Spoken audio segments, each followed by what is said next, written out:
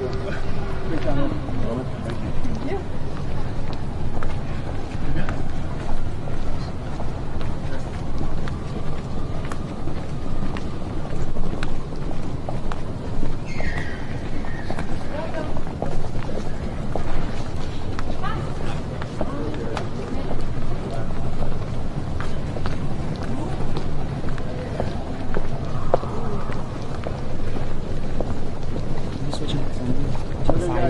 How's it going, fellas?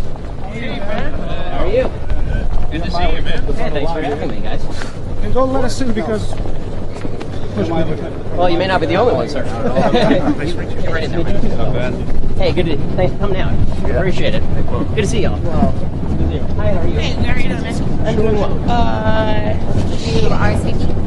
Well, the group certainly knows I'm coming. I RSVP'd with as somebody listening in the audience. I RSVP'd as a speaker, and I RSVP'd as security. So if you have any other standards of RSVP that are necessary, I'm happy to fulfill those. Give us 1 second. Sure. These. They'll help you out. They'll help you out. Okay.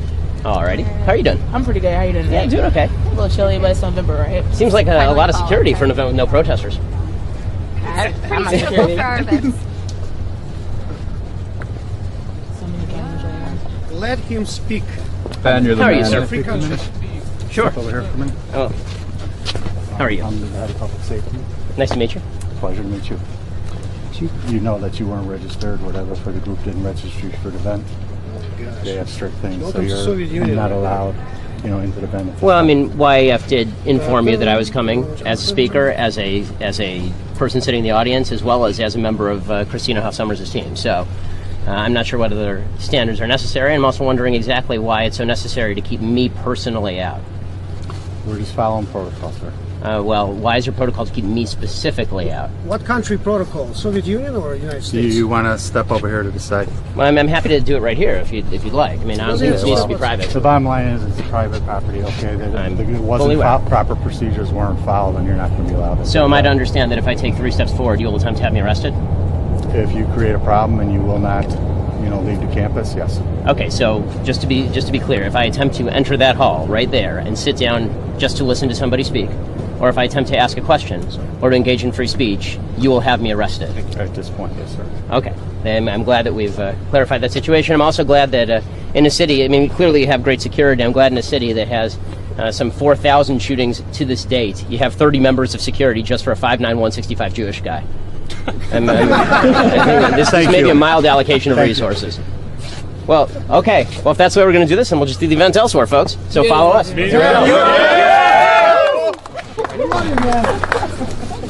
the way, recently Jan showed the picture. One of the guys that looks like him completely violate. Folks, we're going to be heading over. So here's the deal. What's the address of the place we're going? We're going to the Green Room Theater. Green Room Theater. 2 blocks that way. You know where it is? We have an address? What's that? We have an address? It's actually 0.7 miles guys right walking down the there? road. So we're going to be in a car.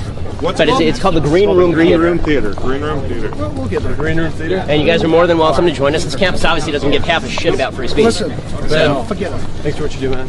hey, absolutely. Thanks for coming out, guys. You're my hero. It's just a pity that your administrators you're have my no hero. respect for you guys as students and as community members. Jan recently showed you a picture of me playing violin that looks like you. That was me. I appreciate it. Thank you. Yeah, Ben, can I shake your hand, too? Absolutely, guys. Very nice to meet you. Thank y'all for coming out. I really appreciate it. We'll see you. We'll see you at 3 o'clock over. Thanks for coming out, Ben. Absolutely. I guess it was good to meet Hey, you. thanks a lot. Ben, in 8 years you got to run for president. You understand? You have everything for it, okay? Go on. Well, it depends. Will they allow me to speak? We're I gonna don't know. change Chicago. We have to change Chicago. Chicago is not lost city. I'm glad that Rahm Emanuel can have a city where all of the illegal immigrants are allowed to stay, sanctuary style. But if I come to speak at a university in the city, we have to ensure that I can't be allowed to do that. We'll see you guys like 3 blocks over, okay? It's called the Green Room Theater. Green Room Theater, okay? Greenhouse Theater on Lincoln? Yeah, you got it.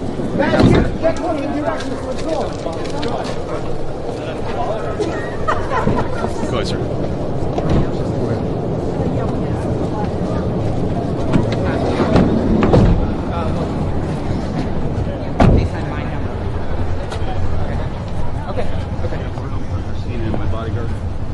I can do that. I can can do this. Thank you. We're not going to let me back. That's no problem. That's no problem. Thank you. Pat, you're going to text her, and then you're going to FaceTime my number, and she's going to answer on my iPhone. Okay, what? She'll, Amy knows. Amy knows. Yeah, I Okay. got it. Just keep going.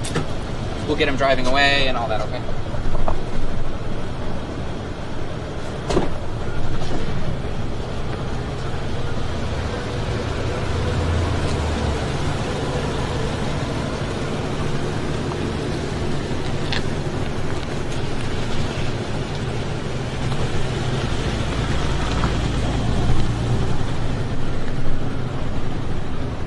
So he turns the corner and we're done.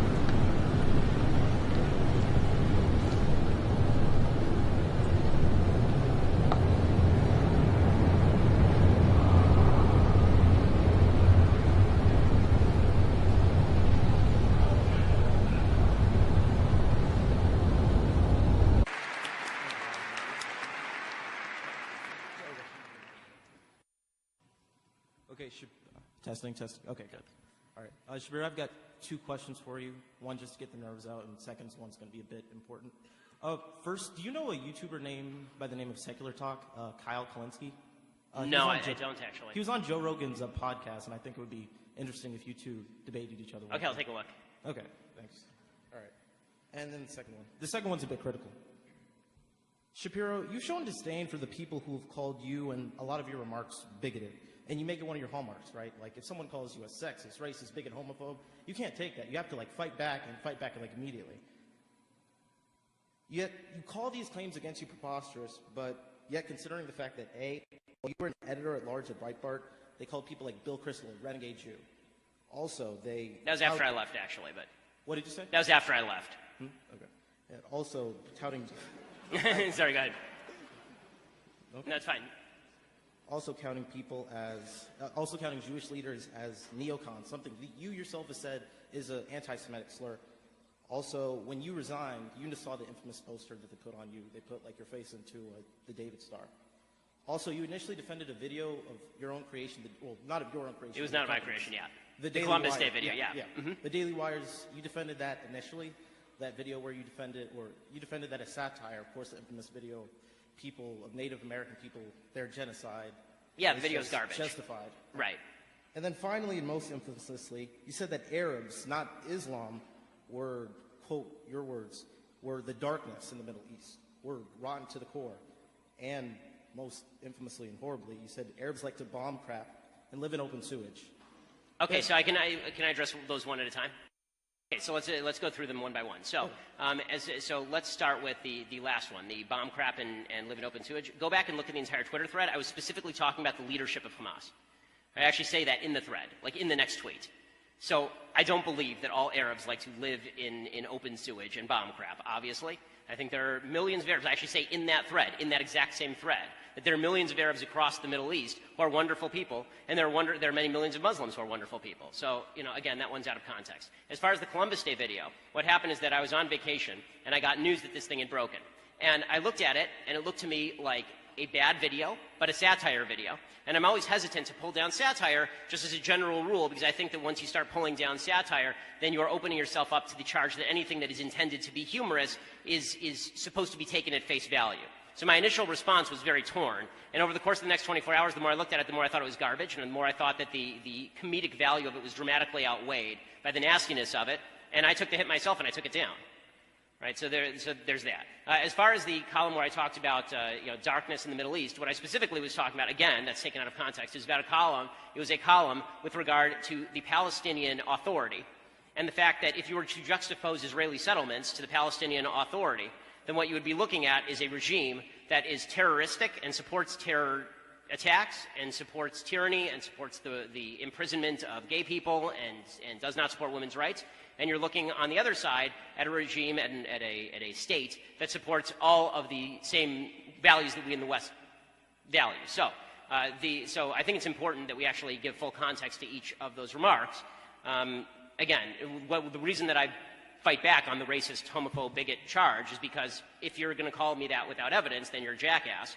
And if you're going to take my stuff out...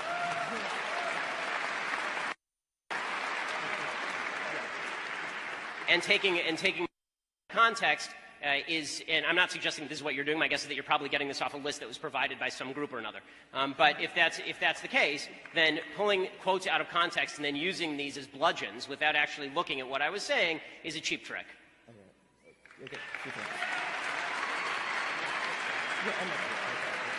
So what is your formal education background? So I guess a lot of people don't know what your undergraduate degree was in. So I was at UCLA in political science and then Harvard Law School. Okay. So you don't have, you wouldn't consider yourself an expert in sociology? I mean, I don't consider sociology a particularly expert field, but go ahead.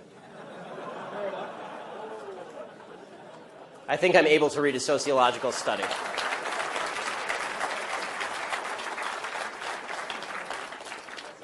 It is a field of study, but so you're not necessarily an expert. Yes, there are lots of fields of study. Right. Well, what I'm getting at is there's a lot of topics. Let's put it this way, I know a lot less about welding than I do about sociology. What I'm getting at is that you're not considered an expert in sociology, psychology, gender studies, lesbian dance theory, many of these things that you've brought up tonight. I know a lot more about all those others than lesbian dance theory. As far as, if you want to take issue with the argument, I would urge you not to use the argument from authority, which is somebody has a PhD by their name, they know what they're talking about. That's a dumb argument. What I'm trying to get at is that the fact that do you have any other further education in any of these topics or any of these fields of study? I don't need a 7-year degree in sociology, no bullshit when I hear it.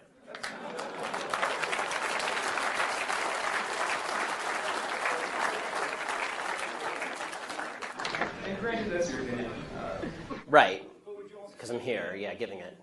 That would mean that you're also offering kind of an unqualified opinion on a lot of these topics. See, again, you're just making the argument from authority. I don't think slapping a PhD from Ferris State next to your name makes you an expert in all things in the field in which you propose to speak. Okay, the fact